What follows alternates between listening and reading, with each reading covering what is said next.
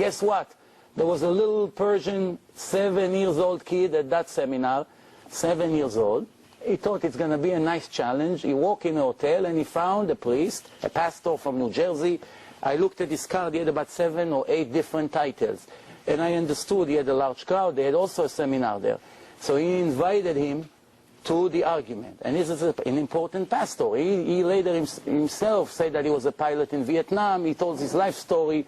And based on that conversation that we had over there, I wish I could film it, but I couldn't do it because it was the Sabbath.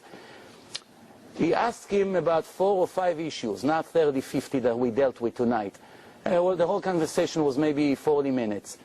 And then this was the reaction of the priest. May God be my witness.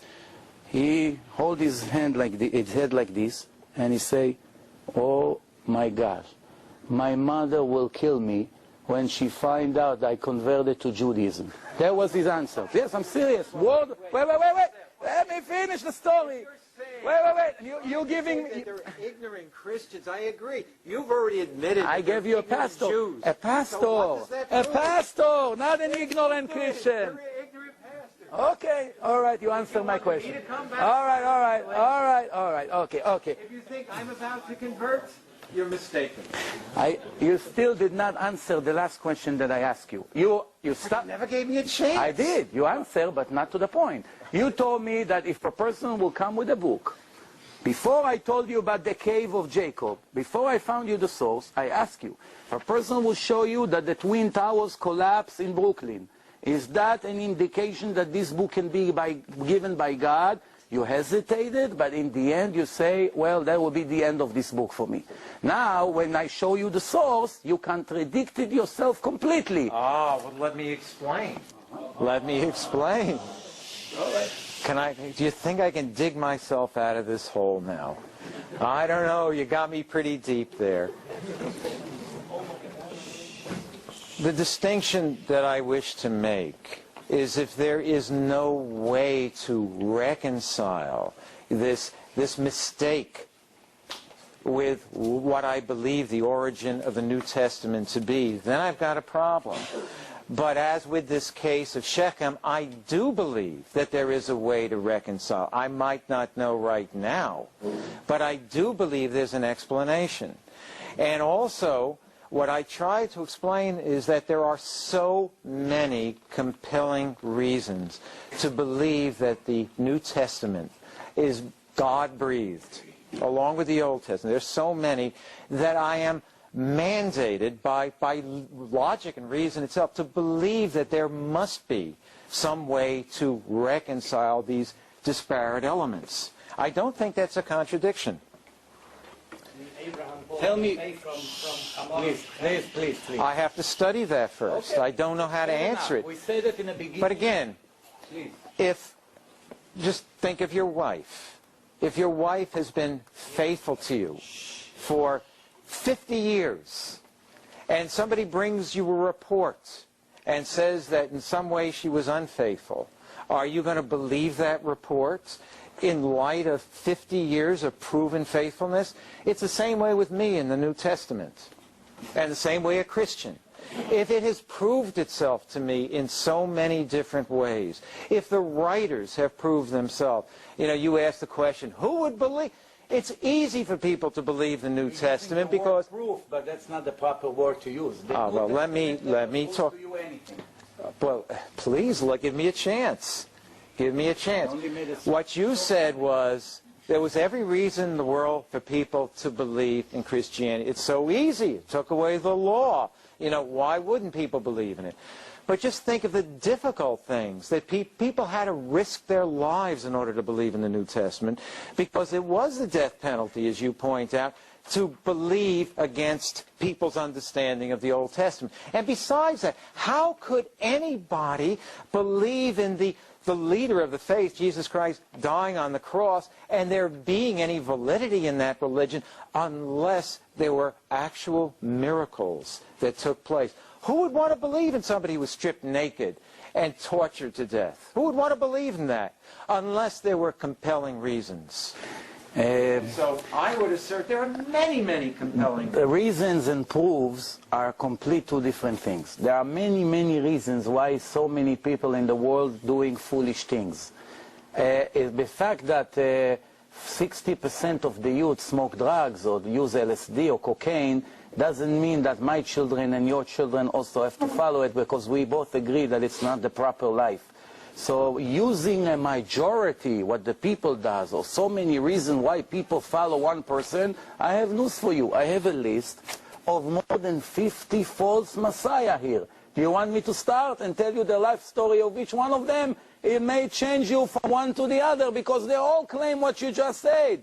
You know, I have a list of the last 2,000 years. There's books full of false messiah, even among Judaism. Now, one of them, everybody was sure that he's the Messiah, and it turned that he died. And once he died, the rabbi said that was a false belief. It's impossible. You should know one thing, and I'm sure you do know, but for the crowd.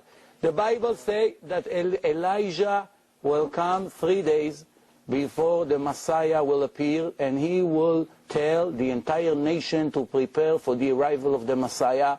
And the Messiah will save the Jews from all their agony and pain. Those conditions never happened in the life of Jesus. The Jews suffer since Jesus from the Christian church more than any other nations. Tens of millions of Jews were tortured and were forced in the time of the Inquisitions, forcing them, tear them away from their land, from their family, putting taxes on them, burning them with the Torah, for the last 1,000 years in the name of the New Testament, even though the New Testament promised that is the religion of love.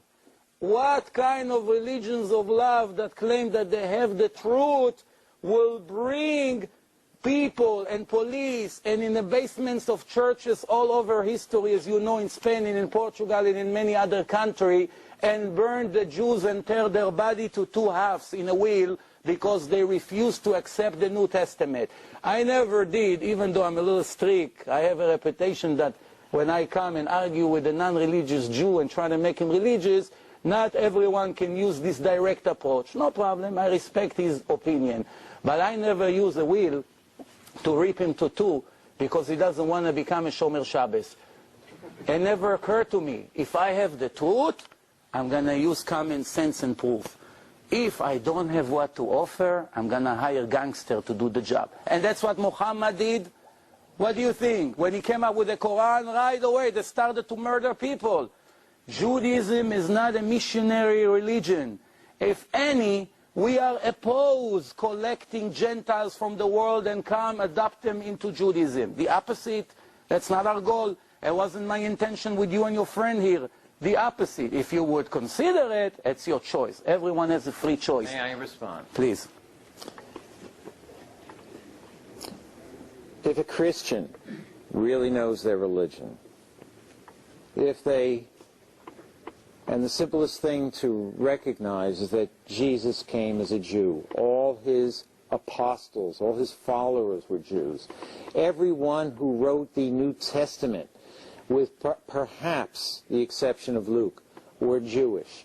Anybody who realizes these facts, anybody who realizes what Paul says about the Jewish people, that the gifts and the calling of God cannot be revoked, anybody who really believes would never treat Jews like that. What does that mean? Well, I have to say, one second, wait a second. Sadly, many aspects, in the name of Christ, many horrible things have been done. But please remember that Christianity, true Christianity, was hijacked for a long time. You know, within the Catholic Church, it was forbidden to translate the New Testament or the Bible itself into the vernacular, into the common language of the people. People were put to death. Christians were put to death for translating the New Testament. In other words, darkness had come over the entire Christian church establishment for long periods of time. But Christians who know their religion have to love the Jews. And so I have to apologize for those people in the name of Jesus who did what they did to the Jewish people. There is no reason for that. Okay, thank you for that. And I would like to conclude, and first of all, I thank everyone that showed up and behaved in a nice way with patience. I want to remind everyone that the reason for this debate was all intelligence. He is trying to prove their side, we're trying to prove our side. We have questions about what they claim. In my opinion, I would like to conclude my side, and then Danny will conclude his side. In my opinion, and you have the right to judge according to what you just saw, in my opinion, I presented a lot of questions, and we still have time for him to come back with 15 or 20 questions that are not solved, some of the contradictions and mistakes.